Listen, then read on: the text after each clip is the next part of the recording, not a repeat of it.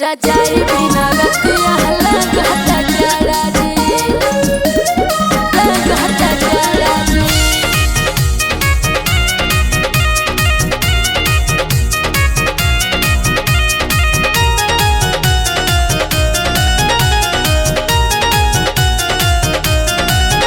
धन फोनवा पे गरम गरम बात करेलू, हमरा दिलवा पर तू काहे घात करेलू।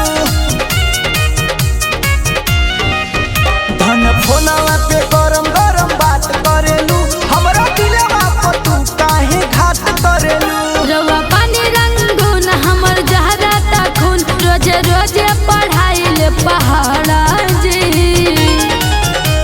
रजाई बिना रतिया लगता जाड़ा जी, रजाई बिना रतिया लगता जाड़ा जी।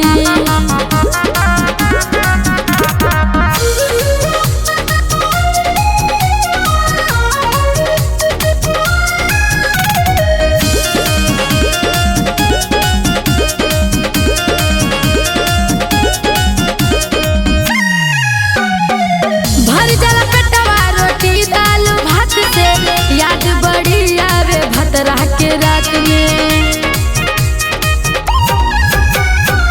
भर जाला पेटवा रोटी दाल भात से, याद बड़ी आवे भतरा के रात में। करो छोट जानी मन भरे जल्दी आवतानी, हमर तनिया सुगनिया सब दुख बुझतानी। सेज रहतावे पाला हम कैसे करी हला, रवा कहीं तो भेज दे भाड़ा जी। रजाई बिना रतिया लगता जाड़ा जी,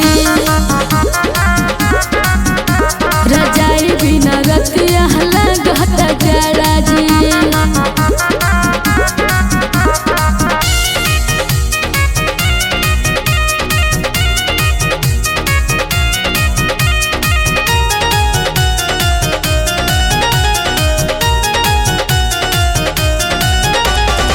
राजा हो मन के मन हवा तो बनी, तोहरा से कैसे कही पहरसानी।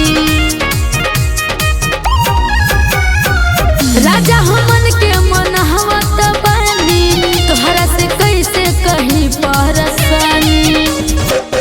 मोरा नहिया सनेहिया के बात जन दीहा, घरे आवतानी आवत ते डाट जन दीहा। ते अभी गरम बाटे खून, हमरा चढ़ता जुनून, तो हमर मिजाज होता कहला जी। रजाई